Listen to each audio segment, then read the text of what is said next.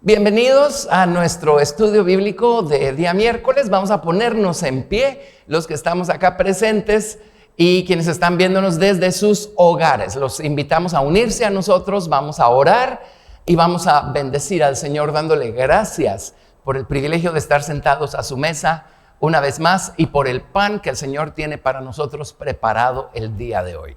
Hoy vamos a estudiar la muerte del Señor Jesús. Así es que oremos para que el Señor haga su voluntad y su palabra nos bendiga, ¿verdad? Como debe hacerlo.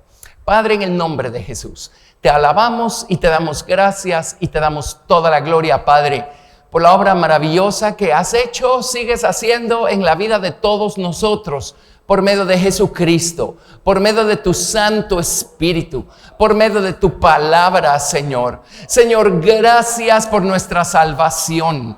Jesús, gracias por el precio que pagaste, Señor, para rescatarnos a nosotros, Señor, para reconciliarnos con el Padre, para ser hechos hijos de Dios. Gracias, Padre, por amarnos de tal manera que nos diste a Jesús. Gracias, Jesús, por amar al Padre de tal manera que te diste por completo a nosotros. Gracias por todo el camino por el que nos has traído, por enseñarnos a crecer, a madurar en ti. Señor, por edificar tu estatura espiritual en nosotros, por edificar una estatura moral afuera de nosotros, en nuestras obras, en nuestra vida.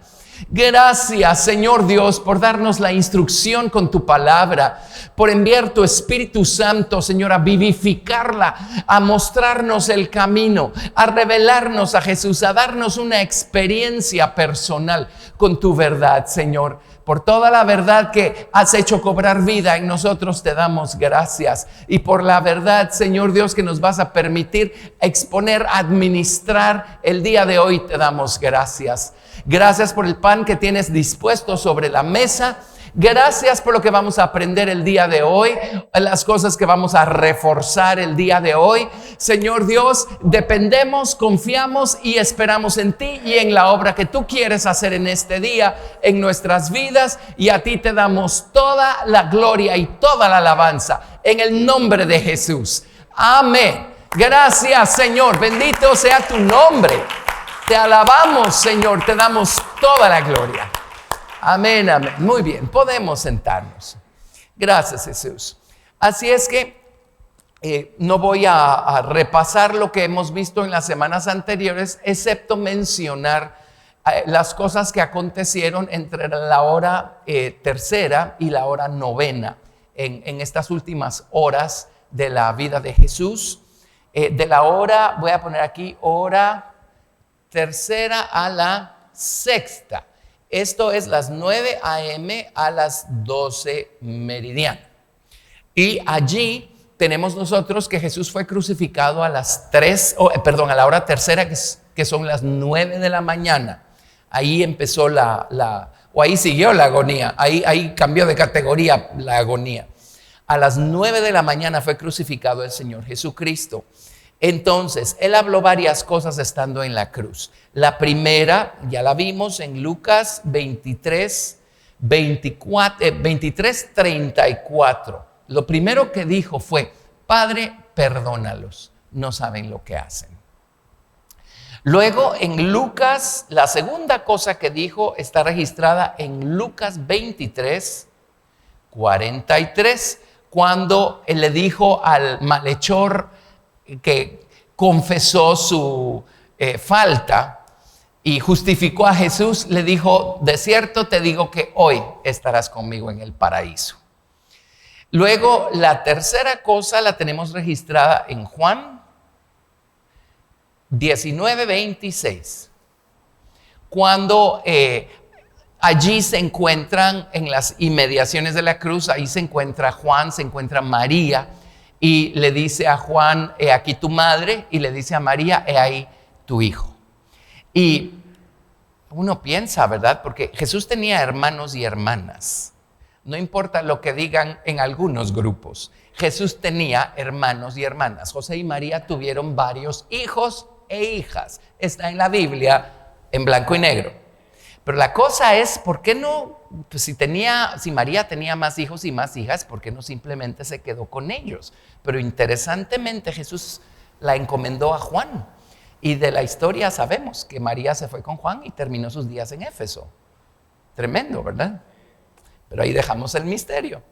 Bueno, esas tres cosas dijo básicamente entre la hora tercera y la hora sexta, o entre las 9 de la mañana y las 12.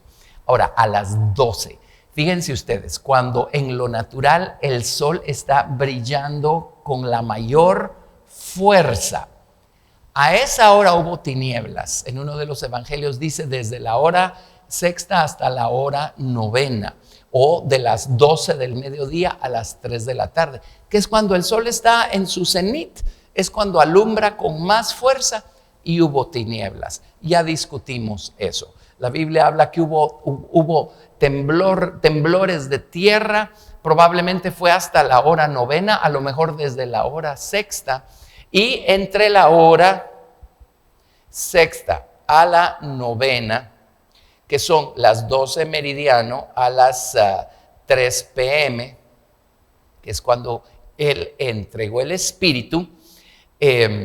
Bueno, a la hora sexta, según uno de los evangelios, el velo del templo se rasgó por la mitad, dice. Y en otros 2 evangelios dice que a la hora novena, después que Jesús expiró, el velo del templo se rasgó en 2, de arriba para abajo. Entonces, lo más probable es que a la hora sexta el velo se rasgó de manera horizontal. Y eso pasa especialmente con velos o piezas de tela pesadísimas, ¿verdad? Que caen por su peso. Pues fue más que eso, pero yo creo que eso pasó. Yo creo que a la hora, aquí está el velo del templo, a la hora sexta se rasgó de esta manera y a la hora novena se rasgó de esta manera. Y yo creo que Dios lo hizo así de adrede, porque el velo se rasgó en forma de cruz. Si eso fue así, el velo se rasgó en forma de cruz. Amén. Y si en el Antiguo Testamento, cuando Dios veía una ofrenda puesta sobre el altar, de la nube de gloria venía el fuego y encendía la ofrenda, yo creo que ese día, el día que murió Jesús, ¿se acuerdan que hasta aquí Dios habitaba? Su gloria se manifestaba en el lugar santísimo del templo, no hay para dónde, era la dispensación del Antiguo Testamento. Pero en ese momento, la gloria de Dios tiene que haber irradiado a través de ese velo en forma de cruz. Dios buscando darle un mensaje a su pueblo, ¿verdad? Y su gloria se debe haber posado sobre el Señor Jesucristo. Y eso es probablemente lo que vio el centurión, el soldado, cuando dice, al ver esto, exclamó, verdaderamente este era hijo de Dios. Algo vio. Amén. Así es que esto es tremendo, pero regresemos a la hora sexta. En la hora sexta está registrado la cuarta cosa que Jesús dijo en Mateo 27 del 45 al 46. Ahí es donde Jesús exclamó y dijo, Elí, Elí, lama sabactani. Y la semana pasada les definí la palabra sabak, que es la raíz, y es totalmente diferente a lo que dice el Salmo 22. En el Salmo 22 que dice, Dios mío, ¿por qué me has desamparado? En hebreo dice, Elí, Elí, lama asabtani. Y la raíz ahí es asab. Son 2 palabras diferentes. En el Salmo 22, asab significa desamparar, significa apostatar, significa abandonar. Pero eso es el Salmo 22, eso no es lo que dice Mateo. En Mateo dice sabak, y sabak significa dejar, pero en el sentido de, y lo vimos en el libro de Daniel, se usa 3 veces esa palabra, cuando Dios le dice a Nabucodonosor a través de Daniel, le dice, mira, yo te voy a cortar como se corta el tronco de un árbol, pero voy a dejar la raíz para que el árbol vuelva a florecer. Ese es el sentido de la palabra sabak.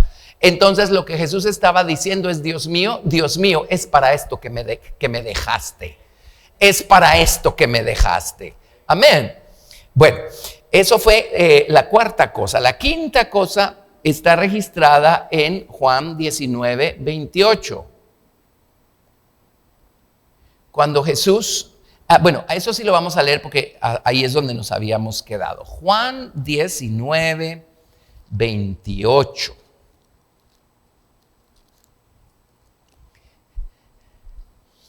Allí nos vamos a ir. Juan 19, verso 28.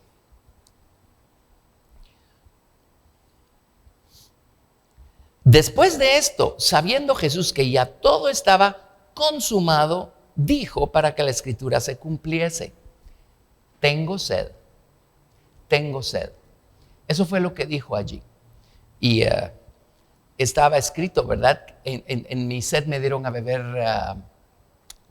creo que sí dice vinagre en ese salmo. Pero dijo, tengo sed. Entonces, sigamos leyendo. Y estaba allí una vasija llena de vinagre, y entonces ellos empaparon en vinagre una esponja, poniéndola en un hisopo, y se la acercaron a la boca. Físicamente hablando, pues entendemos que Jesús haya tenido sed, por supuesto, ¿verdad? Dada la situación y todo lo demás. Pero en lo personal yo siempre he creído que se refería a algo más profundo, ¿verdad? Nosotros le damos de beber al Señor con nuestra gratitud, con nuestra reverencia, con nuestras alabanzas, y en ese momento por ningún lado había ni gratitud, ni reverencia, ni alabanzas. Y esa es una de las grandes razones por las que la tierra tembló y por las que el sol se oscureció, pues el resto de la creación sí le estaba dando al Señor el honor, la reverencia que Él se merecía, ¿verdad? Pero tengo sed. Muy bien. Versículo 30. Cuando Jesús hubo tomado el vinagre, dijo, y esa es la sexta cosa que dijo, Juan 19:30. La sexta cosa que dijo, cuando Jesús hubo tomado el vinagre, dijo, consumado es. Y habiendo inclinado la cabeza, entregó el espíritu. Ahora, hay algo más que dijo, después de decir consumado es. La séptima cosa está registrada en Lucas 23:46. Entonces vámonos a Lucas 23:46.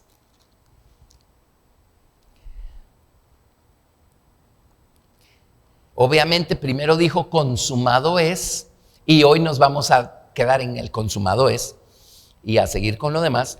Pero en Lucas 23, verso 46, entonces Jesús, clamando a gran voz, dijo, Padre, en tus manos encomiendo mi espíritu. Y habiendo dicho esto, expiró. Y acabamos de leer en Juan que dice, entregó el espíritu. Nadie le quitó la vida. Él mismo dijo, nadie me quita la vida, he aquí yo la pongo y la vuelvo a tomar. Ese mandamiento lo recibí de mi Padre. Amén. Así es que consumado es. Y luego dijo, Padre, en tus manos encomiendo mi espíritu. Por eso no hacía mucho sentido esa traducción de Dios mío, porque me has abandonado. Y 30 segundos después le está hablando al Padre, Padre, en tus manos encomiendo mi espíritu. Si el Padre lo abandonó, entonces supone que no está ahí. Entonces, ¿a quién le está hablando cuando dice, Padre, en tus manos encomiendo mi espíritu? ¿Lo ven? Ok, entonces allí es donde Él entregó su espíritu. Ahora, quedémonos con este, consumado es. Consumado es. La palabra consumado del diccionario griego y en hebreo la palabra que se utiliza significa básicamente lo mismo. Algo que ha sido terminado. Algo que ha sido cerrado, acabado, ejecutado. Algo que ha quedado concluido, completado. También significa descargar una deuda. O sea, la deuda ha quedado saldada.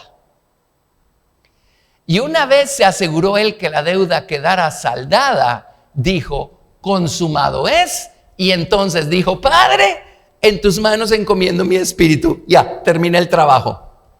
Amén. Y entregó el espíritu. Consumado es. Veamos qué cosas fueron consumadas. consumado. Y esta palabra está conectada con varias cosas. Básicamente, bueno, les doy las citas. Lucas 12:50.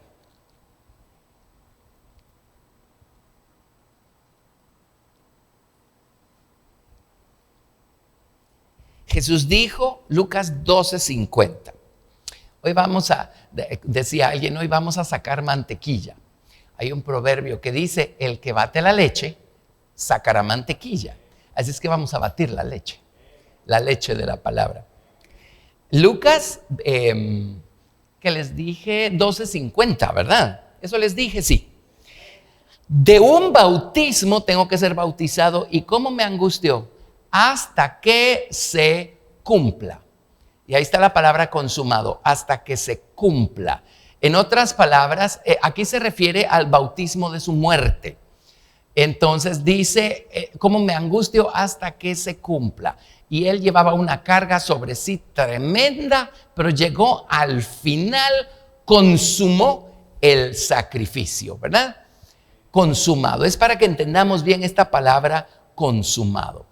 Ahora, ¿qué otra cosa quedó cumplida cuando Jesús dijo consumado es? Bueno, su sacrificio quedó concluido. Vámonos y regresaremos a eso en un momento. Vámonos a Lucas 18, verso 31.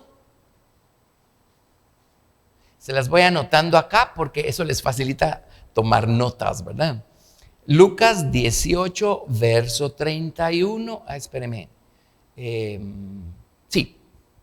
Lucas 18, 31. Tomando Jesús a los 12, les dijo, he aquí subimos a Jerusalén y se cumplirán, se terminarán, se acabarán, se ejecutarán, se concluirán, se cumplirán todas las cosas escritas por los profetas acerca del Hijo del Hombre. Cuando Jesús gritó, consumado es, número uno, está diciendo, el sacrificio quedó completo. Número dos, lo que estaba escrito, las escrituras quedaron cumplidas. En Jesucristo quedó todo cumplido. Amén. Especialmente lo que conocemos como la ley ceremonial, que presagiaba la entrega de sí mismo que Jesucristo estaba haciendo en la cruz del Calvario. En él quedó todo cumplido, todo lo que Dios escondió detrás de sombras, tipos, figuras en la dispensación del Antiguo Testamento, todo cumplido. Entonces, se cumplirán todas las cosas escritas por los profetas. Lucas 22, 37.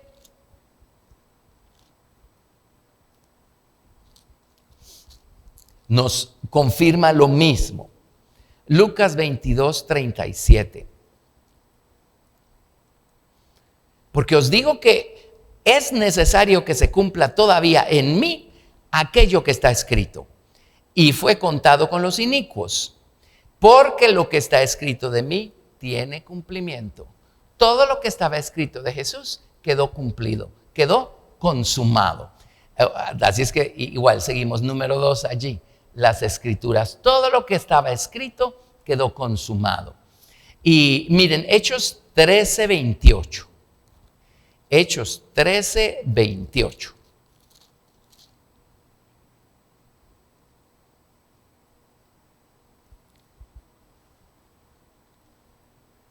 Voy a leerles 28 y 29. Y sin hallar en él causa digna de muerte, pidieron a Pilato que se le matase. Y habiendo cumplido todas las cosas que de él estaban escritas, quitándolo del madero, lo pusieron en el sepulcro. Habiendo cumplido todas las cosas que en él estaban escritas. Así es que no quedó nada pendiente. Jesús cumplió con todas esas cosas, no únicamente las que estaban profetizadas por los profetas, valga la redundancia, sino las que estaban profetizadas por las sombras, tipos y figuras de la antigüedad, ¿verdad?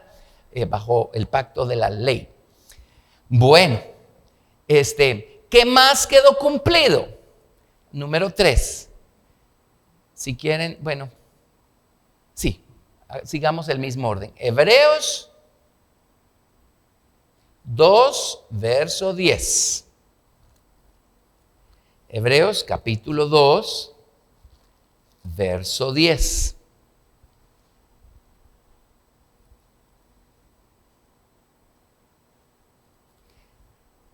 Porque convenía a aquel por cuya causa son todas las cosas y por quien todas las cosas subsisten, que habiendo de llevar muchos hijos a la gloria, perfeccionase. Es la mismísima palabra cumplir o consumar. Perfeccionase por aflicciones al autor de la salvación de ellos. ¿Qué otra cosa quedó consumada? La experiencia que Jesús tuvo de obedecer al Padre hasta el final en medio del dolor. Amén. Hemos explicado eso. Jesús, por supuesto que Él ya era perfecto, pero Hebreos dice que Él fue perfeccionado en obediencia. Dice uno, ay caray, ¿cómo está la cosa, verdad? Bueno, en cuanto a su experiencia, una cosa es en teoría obedecerle uno a Dios cuando uno sabe que tiene que padecer, y otra cosa es estar en medio del padecimiento y allí obedecer al Señor. Jesús nunca había padecido, pues Él estaba en la gloria de su Padre, ¿verdad? Cuando vino a la tierra fue que Él fue sujeto a padecimientos, y allí entonces su experiencia personal quedó perfeccionada. Amén.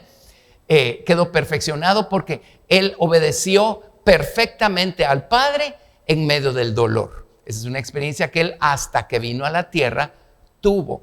Entonces, ¿cómo le ponemos aquí?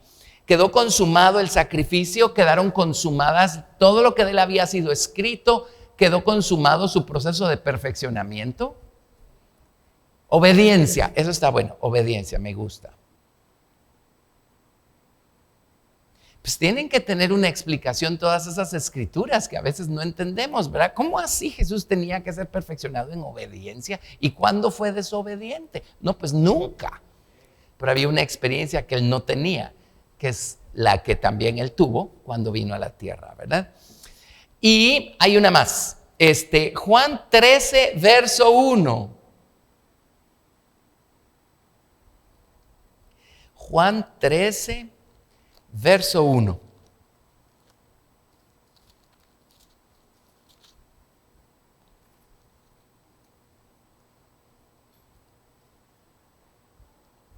Juan 13, 1. Este es el número 4. ¿Qué otra cosa quedó consumada, completa, cumplida?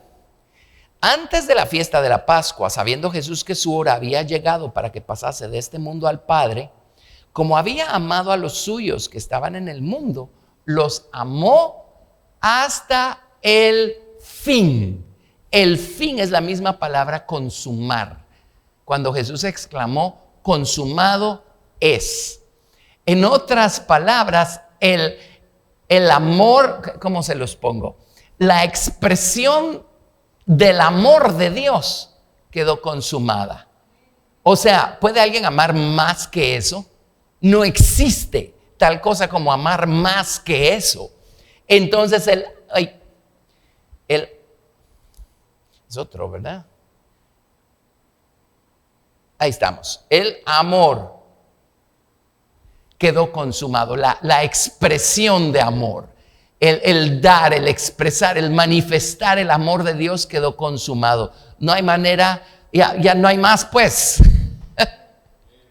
que manifestar el amor de Dios en el hecho que Dios, el Hijo, murió por nosotros. Amén.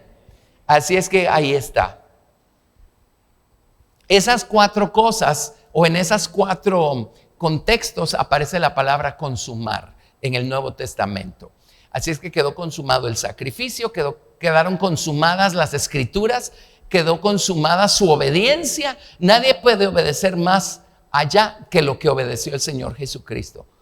Y quedó consumada la revelación o la manifestación del amor de Dios hacia su creación en Jesucristo. El amor quedó consumado. Consumado es. Entonces, ¿cómo así? Hace 3 segundos Jesús está diciendo, ay, Padre, me abandonaste. Y 3 segundos después, consumado es. No hace sentido, ¿verdad? No, lo que Jesús estaba diciendo es, Padre, para esto me dejaste. Y 3 segundos después, ya, terminé. Llegué al final de mi camino, cumplí mi ministerio, cumplí mi misión, hice la voluntad del Padre, ya no queda más por hacer. La salvación de los hombres ha quedado completa. Ahora todo lo que tienen que hacer es poner su fe en Jesucristo para ser salvos. Amén. Consumado es. Y después de decir esta obra está completa, Padre, ahí te va mi espíritu. Nadie se lo quitó, Él se lo dio. Él puso su vida y a los 3 días la volvió a tomar. Amén. Consumado es. Qué cosa más maravillosa. Gracias a Dios. Ok, entonces Jesús murió. ¿Qué es la muerte? Muerte es la separación del espíritu, el alma y el cuerpo. En el caso de una persona creyente, el día de la muerte, su espíritu y su alma se separan del cuerpo, ¿verdad? El cuerpo cesa de tener la capacidad para sustentar un espíritu y un alma. Entonces pues el cuerpo pues se pone en un sepulcro y ahí se queda esperando el día de la resurrección. ¿Qué es la resurrección? Es el momento en el que el cuerpo, el alma y el espíritu se vuelven a unir, pero no un cuerpo muerto, un cuerpo vivo. Amén. Así es que las personas piadosas, cuando mueren, su espíritu y su alma se van con Dios. El cuerpo queda en la sepultura. Pero hay un misterio aquí con el caso de las personas, digamos, del pecador, ¿verdad? No arrepentido. Ahora, Jesucristo cuando murió, Él no estaba tomando el lugar de una persona piadosa. Cuando Jesucristo murió no había una persona justa. Jesucristo tomó el lugar de un pecador.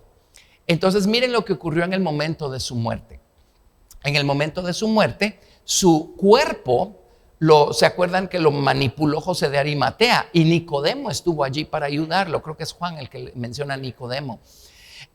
Como ya iban a dar las 6 de la tarde y ya iba a empezar la santa convocatoria, que es al día siguiente de la Pascua, es cuando se celebra panes sin levadura, tenían que apurarse a quitar el cuerpo de la cruz. Entonces José de Arimatea entró con energía delante de Pilatos, dame ese cuerpo. Pilatos dijo, ya se murió, sí, ya se murió. Bueno, llévate el cuerpo. Y se lo llevó, lo envolvieron en una sábana de lino, lo pusieron en un sepulcro nuevo que no había sido utilizado. Entendemos que era de José de Arimatea el sepulcro. Todo esto ocurrió a inmediaciones del lugar donde él había sido crucificado, afuerita de los muros de la ciudad. Bueno, su cuerpo se fue a la sepultura, ¿verdad? Luego, su alma se fue al Seol. Eso lo sabemos porque tenemos una Biblia que nos lo dice. Apuntemos acá. Número 1, su cuerpo. Número 2, su alma. A ver, cuerpo a la sepultura. Su alma se fue al Seol. 3 días y 3 noches. Voy a darles todas las citas. Y él, además de estar tomando el lugar de un pecador, en el caso de un pecador, yo sé que es un misterio y sin embargo uno lo entiende cuando uno se informa, ¿verdad? Pero ¿cómo se explican ustedes? Y estas son cosas que solo las mencionamos porque existen y punto, y hasta ahí las dejamos. Pero la gente que aprende a salirse de su cuerpo de manera voluntaria, ahora eso no es de Dios. Y hay personas que llegan al Señor con esa puerta abierta. Y lo que hay que hacer es orar y pedirle al Señor que cierre esa puerta. Y lo hemos hecho y hemos visto cómo Dios lo hace. Amén. Pero hay personas que lo hacen y por regla general o ellos o sus padres o sus abuelos o alguien estuvo involucrado en el ocultismo. Pero esta gente sabe salirse de su cuerpo. Ahora, ¿qué se sale? Tiene que ser el espíritu. Si se saliera el alma, se quedaría sin vida el cuerpo y ahí se moriría la persona. Pero el cuerpo sigue vivo, el alma sigue allí, es el espíritu. Entonces, es una de las tantas maneras como podemos entender como si es posible separar el espíritu del alma. Es lo que hacen ellos. ¿Lo ven? Entonces, en el caso de una persona pecadora, el espíritu, dice la Biblia, vuelve a Dios quien lo dio.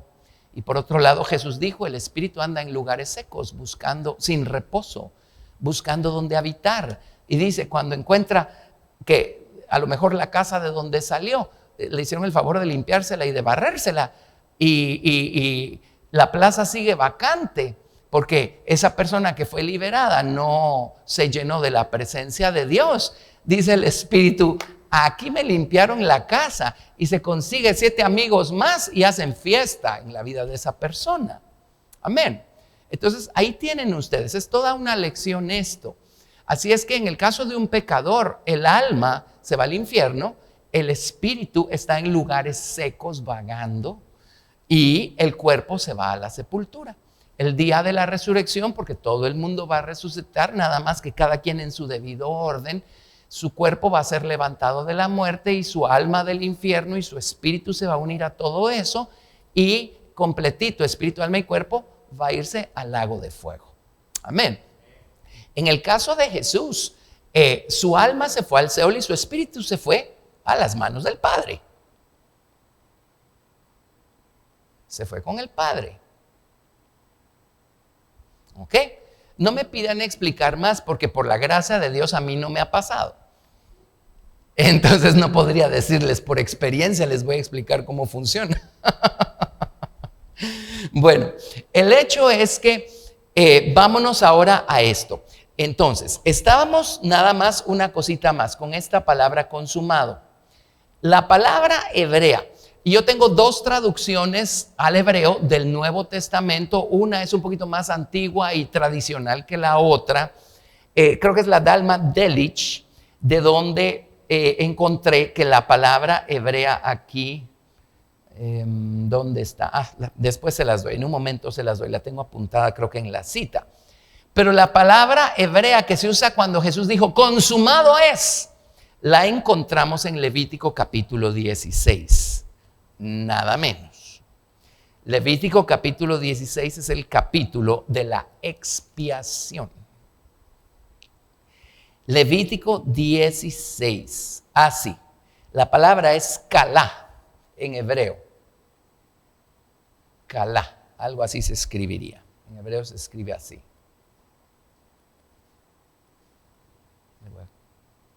Ahí está, kalá. Kalá. Y esa palabra aparece en Levítico capítulo 16. Entonces, vámonos a Levítico 16 y eso nos va a ayudar para dilucidar todavía mejor lo que hizo Jesús por nosotros una vez entregó su espíritu en manos del Padre. ¿De acuerdo? Ok, Levítico 16. Y aquí tienen cómo todo esto había sido predicho, digamos, con estas sombras, tipos o figuras que el Señor dejó en su ley. Levítico 16, verso 1.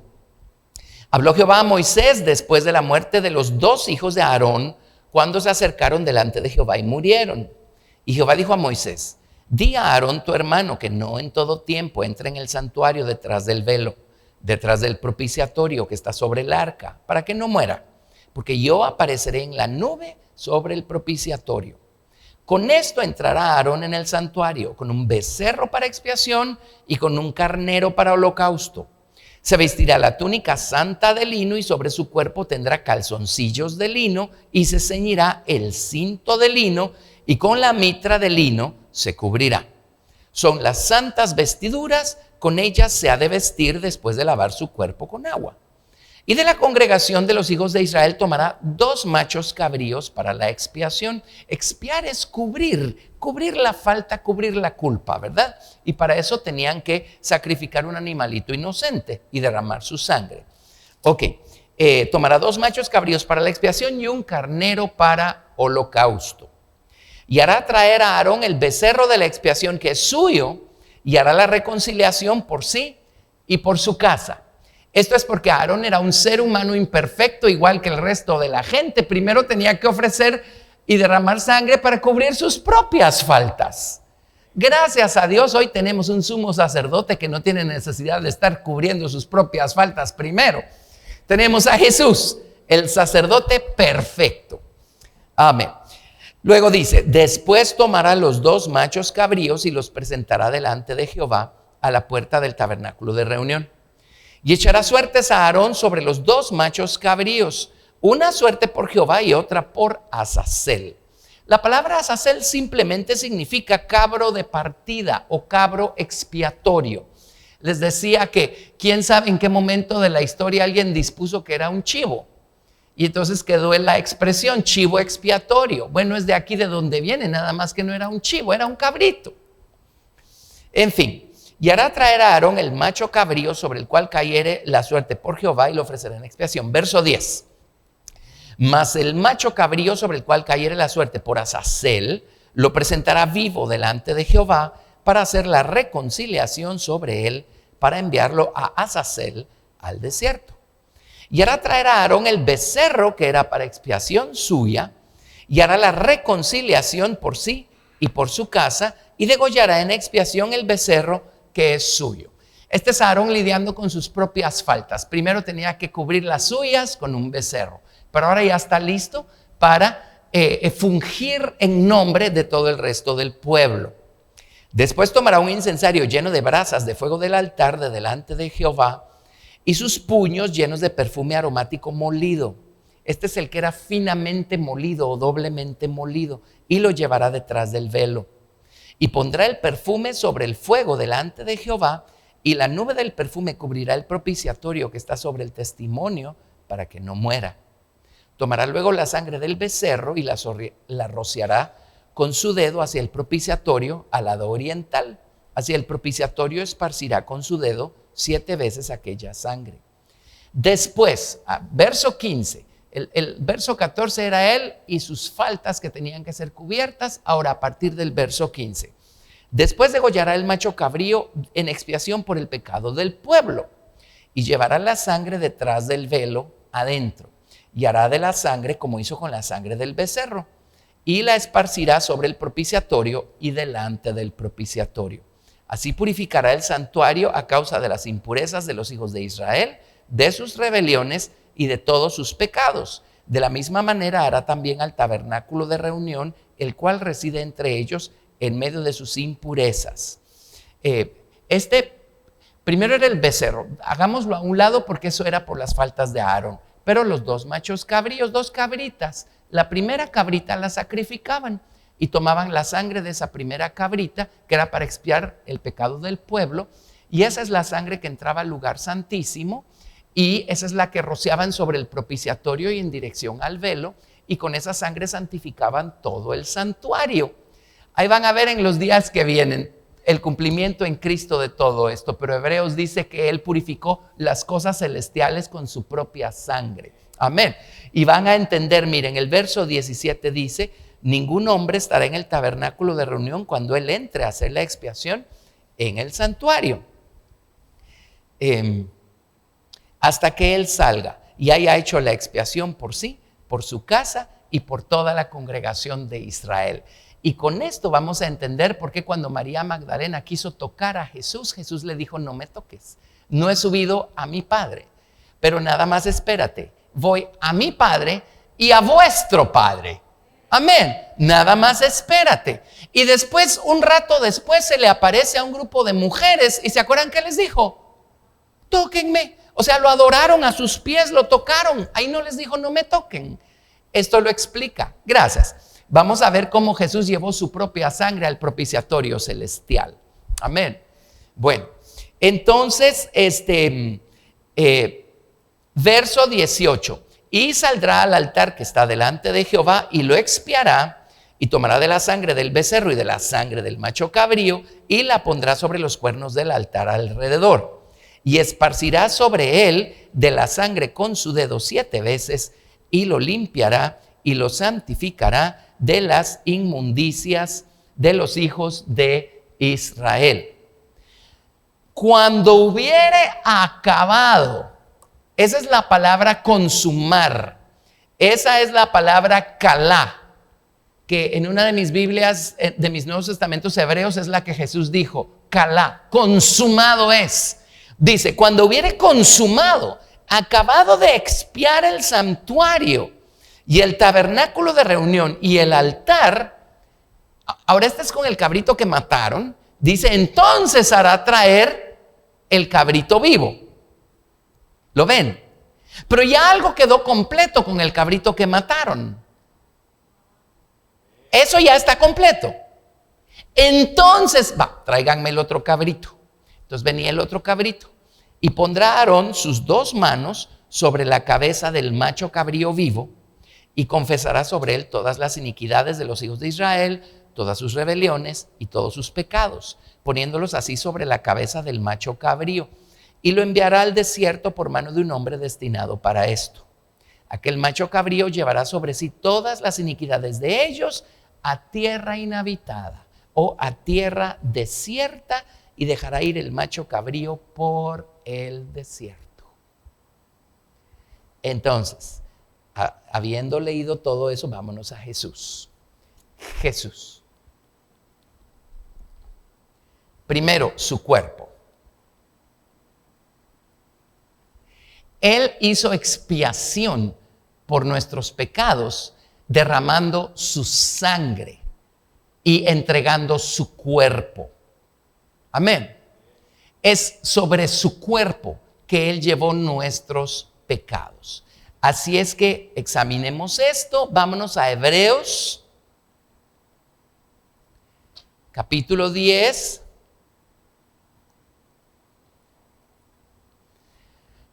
A ver, déjenme ver si les resumo o les doy puntualmente el versículo. Hebreos capítulo 10.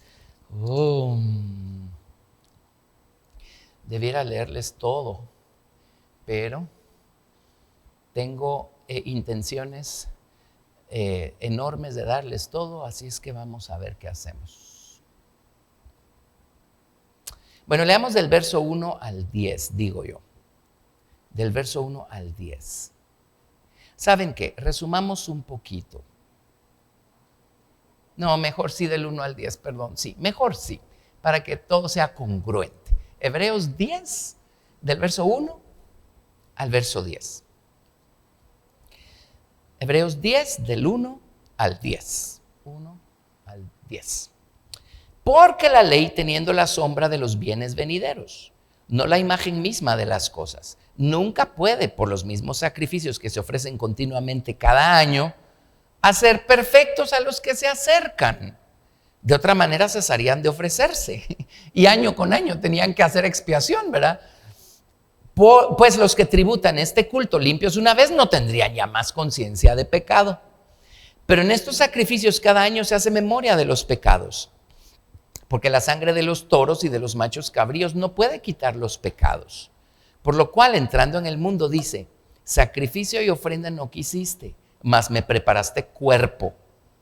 Holocaustos y expiaciones por el pecado no te agradaron.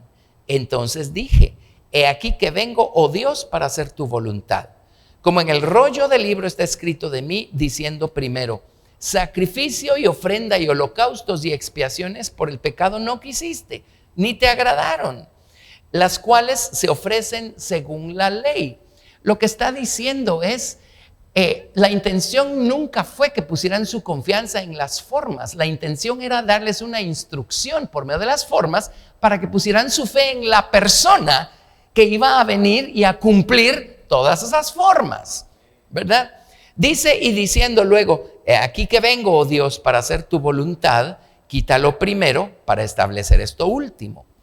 En esa voluntad somos santificados mediante la ofrenda del cuerpo de Jesucristo, hecha una vez para siempre.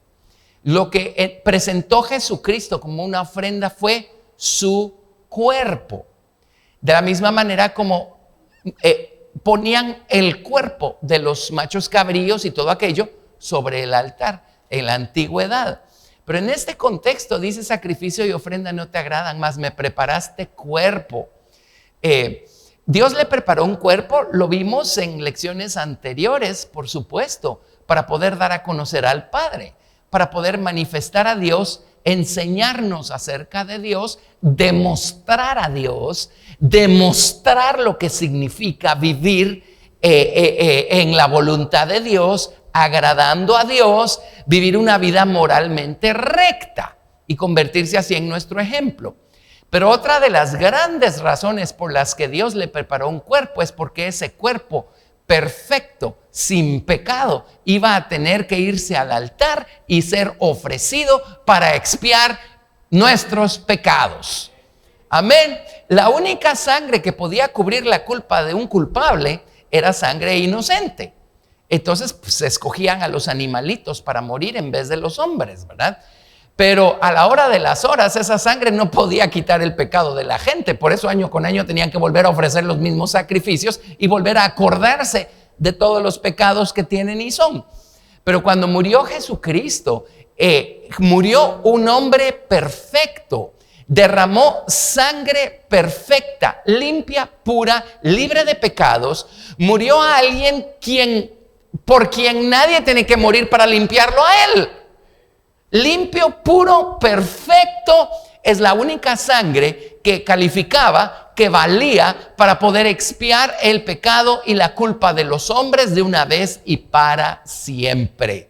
Amén. Por eso fue que Dios le proveyó cuerpo al Señor Jesucristo. Ese cuerpo iba a irse al altar e iba a derramar la sangre que nos iba a redimir a nosotros.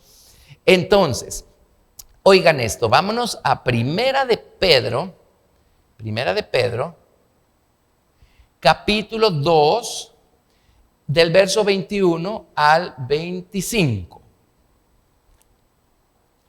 Primera de Pedro 2, del 21 al 25.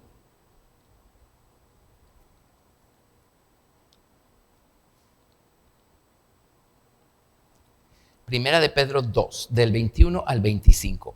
Pues para esto fuisteis llamados, porque también Cristo padeció por nosotros, dejándonos ejemplo, para que sigáis sus pisadas. Y entre paréntesis hemos estado los domingos insistiendo en esto, ¿verdad? O sea, Él murió por nosotros, no nada más para perdonar nuestros pecados y librarnos de irnos al infierno el día que nos muramos. Él vino a marcarnos un camino por el cual quiere Él ahora que sigamos. Y todo lo que tenemos que hacer es seguir sus pisadas. Dice, el cual no hizo pecado ni se halló engaño en su boca, quien cuando le maldecían no respondía con maldición.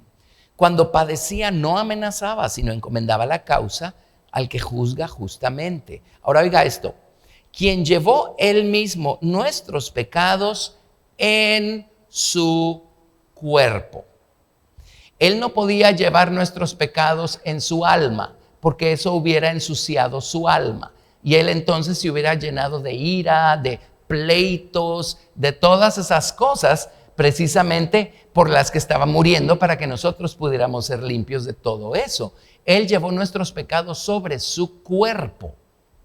Por eso en la antigüedad venían y el sacerdote se recostaba sobre el animalito y confesaba todos los pecados de la gente sobre el animalito. ¿Sí? El cuerpo del animalito era puesto en el altar porque era la sangre del animalito lo que iba a cubrir la culpa. Bueno, Jesús llevó nuestros pecados sobre su cuerpo. Por eso, cuando Él derramó hasta la última gota de sangre, dijo, consumado es. Como leímos en Levítico capítulo 16, el primer macho cabrío, que es el que era inmolado, el que era muerto, y con la sangre que entraba hasta el lugar santísimo, consumado es. Entonces Jesús dio su cuerpo, ya lo dio todo, ya no puede dar más, dio su sangre hasta la última gota, consumado es. Amén, está completo el sacrificio. Él llevó nuestros pecados sobre su cuerpo y si lo analizan, entre todas las torturas, tormentos, golpes, jalones de barba, bofetadas, corona de espinas, latigazos, no quedó un milímetro de ese cuerpo que no quedó cubierto con sangre. Amén. Jesús cubrió con su sangre, usted nómbrelo. No existe falta que algún ser humano pueda cumplir que no cayó sobre Jesús y que Jesús no pueda perdonar. Amén. No hay nada que Jesús no pueda perdonar. Ya hemos explicado que el famoso pecado imperdonable, que es la blasfemia contra el Espíritu Santo, no tiene que ver con el poder que tenga la sangre, tiene que ver con la convicción que permitamos que traiga el Espíritu Santo a nuestra vida. Y si blasfemamos en contra de el único que nos puede convencer de pecados, no nos vamos a arrepentir, entonces no vamos a encontrar perdón. Pero no es porque haya algo que la sangre, que se le escape a la sangre del Señor Jesucristo. No importa lo que sea, no importa lo que el hombre sea, haga. Si el hombre se arrepiente y confiesa su culpa y clama al Señor Jesucristo, su sangre nos limpia de todo pecado, no importa qué. Amén. Esto es tremendo, esto es poderoso. La salvación es para todo aquel que quiere. Muy bien, así es que Él llevó nuestros pecados sobre su cuerpo. Ahora, vámonos a Hebreos 9:22. Hebreos capítulo 9, verso 22. Hebreos 9:22.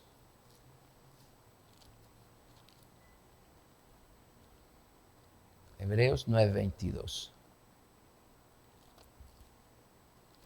Aquí estamos. Dice, y casi todo es purificado según la ley con sangre. Y oigan esto, sin derramamiento de sangre no se hace remisión. Es su cuerpo entonces el punto aquí. Sin derramamiento de sangre no se hace remisión. Cuando Jesús derramó hasta la última gota de sangre, entonces remitió. Remitir es quitar de en medio nuestros pecados, ¿verdad? Cuando pusimos nuestra fe en el Señor Jesucristo. Sin derramamiento de sangre no se hace remisión. Ahora vámonos a Levítico capítulo 17 del verso 10 al 16.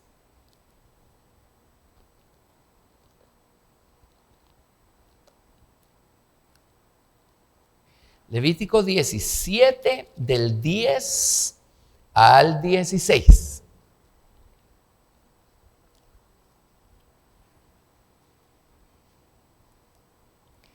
Levítico 17 del 10 al 16.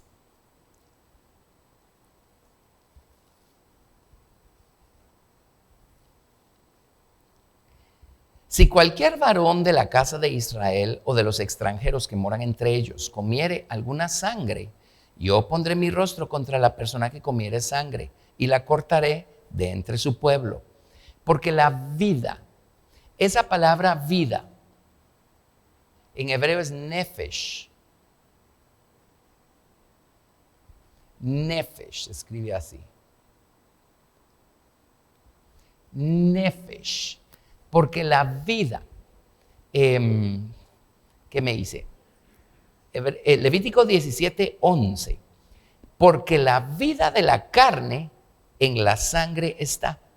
Y yo os la he dado para hacer expiación sobre el altar por vuestras almas, nefesh. Y la misma sangre hará expiación de la persona. La única cosa que puede hacer expiación por nuestra alma nefesh es otra nefesh. Porque traducen como alma, y es correcto, esta palabra es que nos damos unas enredadas tremendas. Y lo referimos a nuestro concepto y mentalidad occidental y a nuestro concepto de alma. Entonces ahí nos perdemos un poquito. Y les comentaba la semana pasada, porque si alguien me hizo la pregunta, el pecado que los padres le heredan a sus hijos y a sus hijos y a sus hijos, si el alma y el espíritu vienen de Dios, entonces ¿por qué vía los heredan? Y en una ocasión hablé de esto y les dije, pues es por el cuerpo, ¿verdad? Por supuesto no me estoy refiriendo al músculo y al hueso, me estoy refiriendo a esta sangre o alma nefesh. Y la parte del ser humano que más se corrompió a causa del pecado es esta nefesh. Por eso en el libro de Ezequiel dice claramente, el alma que pecare, ésta morirá. La palabra alma se refiere a persona, la vida que tiene la persona, el alma de la persona, pero es esta cosa que está íntimamente conectada con el cuerpo, con la sangre. Espero explicarme. Amén. Es un concepto, pues, ese es el concepto bíblico diferente a la mentalidad que tenemos nosotros y por eso nos hacemos un poquito de enredos acá con esto. Entonces podemos entender cómo, una cosa recurrente en una familia, no solo una enfermedad física, a veces es más que una enfermedad física, y que el abuelito, el bisabuelito era así, luego el abuelito y luego el padre y luego el hijo y la cosa se sigue repitiendo. Es porque el alma nefesh está conectada con la vida física de la persona. Y eso es precisamente lo que se une. Una célula del hombre con una de la mujer se unen y entonces tienen un hijo y luego ese hijo se casa y una célula de él y de ella se unen, tienen un hijo. Ven como la nefesh desde Adán nos ha venido hasta aquí a nosotros. Y en esa nefesh hay un montón de capacidades. La capacidad para elegir, también está nediva, que significa voluntad, o tiene que ver con la voluntad, pero nuestra capacidad para elegir, nuestra capacidad para actuar, para accionar. Si nosotros pensamos en algo, hasta aquí no hemos involucrado esa capacidad, nuestro cuerpo, para actuar. Si solo lo pensamos, pues Jesús lo dijo, pues ya, si lo pensó, pues ya está en problemas, tiene que arrepentirse y pedirle al Señor que lo limpie. Pero cuando actuamos, entonces el mal se vuelve peor, porque involucramos nuestro cuerpo, nuestra energía, nuestra alma nefesh. Nuestra alma nefesh es al final la ejecutora de todo lo que concibe nuestra mente. Entonces, ese es el lado más pecaminoso del ser humano.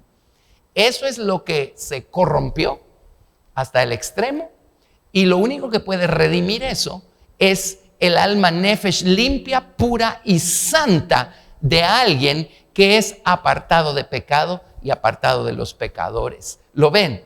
Entonces, lo único que puede expiar nuestro pecado es Jesucristo. Punto. Cuando entendemos esto, Él deja de ser una religión o el caudillo de una religión o el héroe de los cristianos, pero los aquellos tienen a su héroe y los aquellos tienen a su héroe y los aquellos tienen a su héroe. Todos los caudillos de todas las demás religiones son seres humanos que necesitan ser redimidos porque tienen un alma nefesh corrupta, porque todos somos hijos de Adán, del mismo Adán que se perdió, que se corrompió y a través de quien heredamos ese pecado. No importa qué nombre tenga su profeta, su caudillo, su líder, su jefe o su héroe. El único que fue dado por Dios para redimir al hombre, el único a quien Dios le preparó un cuerpo y le dio una sangre limpia, pura, apartada de pecado, es el Señor Jesucristo, le guste o no. Y sin Jesús, sin su sangre, estamos perdidos. Nuestra naturaleza sigue siendo la misma. Estamos llenos de corrupción. Estamos teniendo una naturaleza completamente contraria a la de Dios, ofensiva a la de Dios. No encajamos con Dios si nuestra naturaleza no ha sido regenerada, transformada, convertida y conformada a imagen de Cristo. El único que puede redimir al hombre es el Señor Jesucristo. Es el único Dios que tuvo un cuerpo y murió por nosotros, derramando su sangre, habiendo dado su cuerpo, un cuerpo limpio, libre de pecado, que no tiene nada que ver con Adán. Todos los demás son hijos de Adán. Amén. Esa es la gran diferencia entre el cristianismo y todas las demás religiones que hay en el mundo. Y no importa a quién elija usted por caudillo, su caudillo también es pecador y también necesita ser redimido por la sangre del Señor Jesucristo. Amén. Gloria a Dios. Gracias, Jesús. Así es que no es un pleito entre religiones. Y es que los cristianos dicen esto, pero los aquellos dicen esto, pero los aquellos no. Es porque no conocemos a Dios y no sabemos quién es Jesús. Ese es todo el asunto. Pero una vez Dios nos abre los ojos y entendemos que hay un solo camino al Padre. Y este es Jesucristo, hombre. Amén. Gracias a Dios. Démosle gloria al Señor. Aleluya. Gracias Jesús. Gracias Jesús. Gracias Jesús. Amén, amén, amén. Entonces creo que estamos clarificando muchas cosas acá. Entonces sigue diciendo Levítico 17:11, lo vamos a leer otra vez. Porque la vida de la carne en la sangre está, y yo os la he dado para hacer expiación sobre el altar por vuestras almas. Y la misma sangre hará expiación de la persona. Por tanto he dicho a los hijos de Israel, ninguna persona de vosotros comerá sangre. Esa es la razón por la que tenían que abstenerse, para no perder la visión, para no perder el entendimiento que la sangre nos fue dada para expiar nuestra culpa. ¿Lo ven? Ahora, interesantemente, en el Nuevo Testamento, cuando tuvieron aquel su concilio, ¿se acuerdan? Y terminaron concluyendo que definitivamente la salvación era para ambos, judíos y gentiles, sin ninguna diferencia entre los unos y los otros, pero también concluyeron y dijeron, miren, enséñenle a la gente a que se abstenga de comer sangre y se abstenga de comer ahogado. ¿Qué es ahogado? Pues un animal que ahí tiene toda su sangre y se murió ahogado literalmente, y entonces lo van a sacar del río y se lo van a comer con toda su sangre. Entonces es obvio que yo le diría ese respeto por la vida del animal siguieron conservándolo los apóstoles cuando establecieron eso, ¿verdad?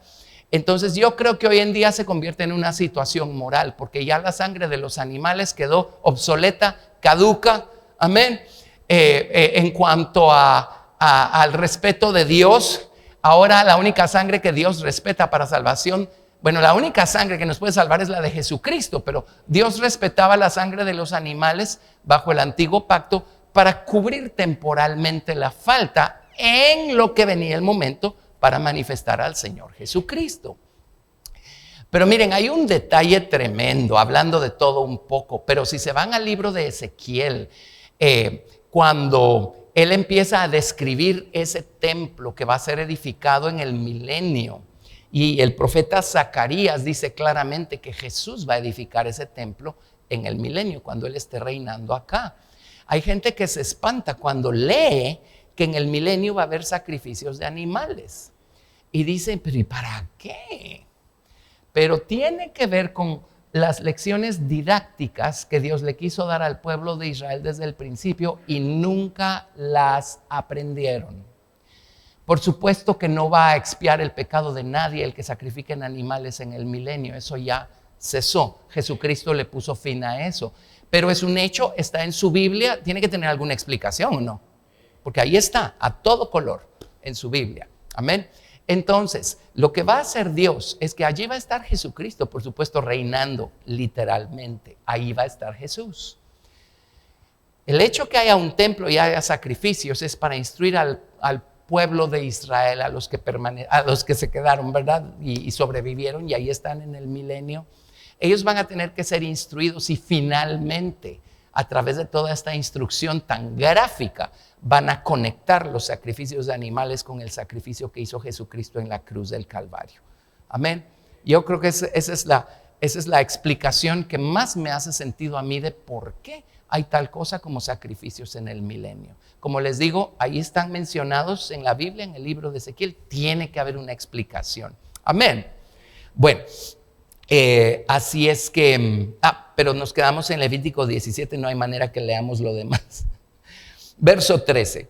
Y cualquier varón de los hijos de Israel o de los extranjeros que moran entre ellos, que cazare animal o ave que sea de comer, derramará su sangre y la cubrirá con tierra. Porque la vida de toda carne es su sangre. Por tanto he dicho, o su nefesh. Aquí la palabra vida otra vez es nefesh. Por tanto he dicho a los hijos de Israel, no comeréis la sangre de ninguna carne, porque la vida, nefesh, de toda carne es su sangre. Y cualquiera que la comiere será cortado.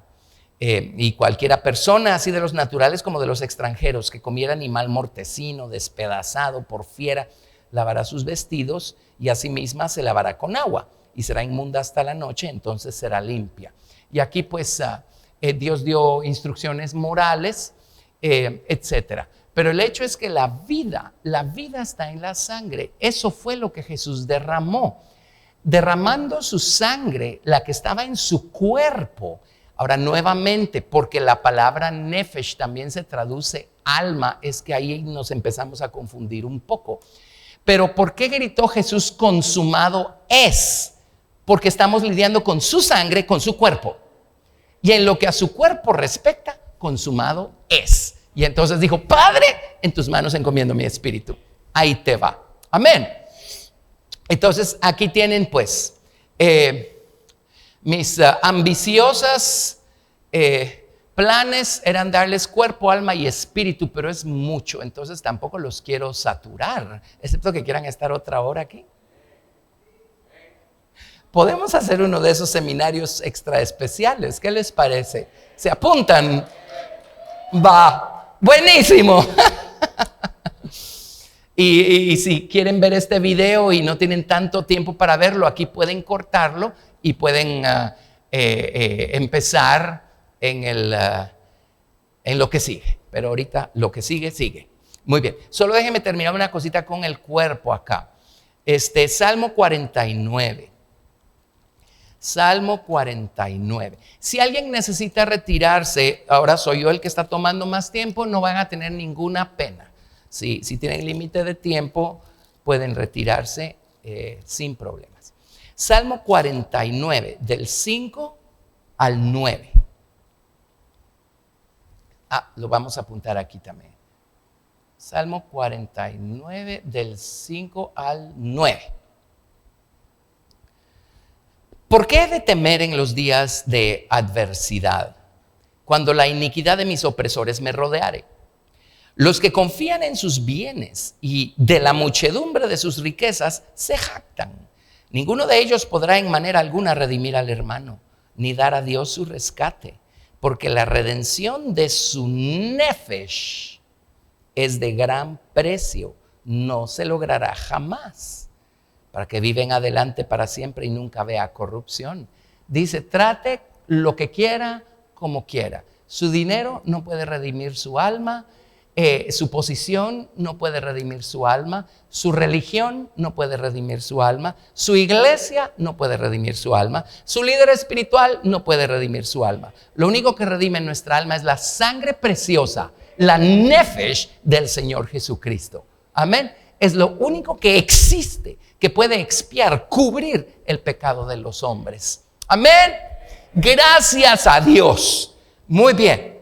Así es que cuando en Levítico 16 terminaban de sacrificar y de rociar la sangre del primer cabrito, ahí se usa la palabra consumado. Dice, va, ya, terminamos con esta etapa. Pero mire la cosa, ahora viene el segundo cabrito. Ahora venía el segundo cabrito. Al segundo cabrito, a él no lo sacrificaban, no lo mataban, sino que se lo llevaban vivo por mano de alguien y lo soltaban, lo dejaban ir a un lugar desierto. Ahora, este segundo cabrito tiene que ver con el Espíritu del Señor Jesucristo y ahorita lo vamos a ver. Déjenme hacer el alma primero y después hacemos el Espíritu. ¿Sí? Hagamos el alma primero. Bueno, ya sabemos pues que Jesús en la cruz consumó el sacrificio. Y lo menciono pues porque yo recuerdo, porque yo lo escuché, habían personas que decían, no, el sacrificio quedó consumado en el infierno porque su alma se fue al infierno. Pero es que no es, ¿qué les digo? No es eso lo que se requería para expiar nuestra culpa, es su sangre. Y ese lado quedó consumado en la cruz del Calvario. ¿Ven lo que estoy tratando de decir? Por eso él dijo, consumado es. Si no, dice, no, espérenme, todavía me falta una etapa. No hubiera dicho consumado es ahí en la cruz, pero ahí dijo consumado es. Derramó su sangre. De hecho, no le quebraron las piernas porque él entregó su espíritu en el momento en el que él quiso. Amén. Y a los otros ladrones sí les tuvieron que quebrar las piernas, gracias, para acelerarles la muerte, para que se asfixiaran más rápido y no estuvieran allí colgados cuando se celebraba la Santa Convocatoria conectada con la Pascua. Pero vino un soldado y cuando vio que Jesús, después de quebrarle las piernas a los otros, cuando vio que Jesús ya había muerto, vino y le perforó el costado y el corazón con su lanza. Y esto lo registra Juan. Y a Juan le llamó tanto la atención porque dice, vi salir de su costado sangre y agua. ¿Y saben por qué le llamó tanto no vamos a terminar si sigo con todo esto, ¿verdad? ¿Saben por qué le llamó tanto la atención que salió sangre y agua? Porque él se debe haber acordado que bajo la sombra tipo figura en el Antiguo Testamento, Dios había dado provisión para la purificación de los leprosos y de aquellos que se habían contaminado con muerto, algo muerto o alguien muerto. Y en ese caso tenían que combinar la sangre de un animalito, era de una tórtola, con agua corriente. Entonces, seguro Juan estaba consciente de esas cosas, debe haber dicho, o sea, lo voy a decir así en guatemalteco, no puedo creer que hasta en eso, hasta en ese detalle, veo el cumplimiento a la perfección. Sangre y agua, para limpiarnos de la lepra, amén, y para limpiarnos de la muerte, cualquier forma, tipo, nivel de muerte, moral, espiritual, amén, que nos esté contaminando a nosotros. ¿Qué cosa más increíble? Creo que quiero que estudiemos los sacrificios del Antiguo Testamento y los conectemos todos con el Señor Jesucristo. Vamos a ver si mi ambicioso plan lo logramos llevar a cabo. Yo creo que lo vamos a hacer al nivel que sea, ¿verdad? Pero creo que lo vamos a hacer. Qué cosa más maravillosa.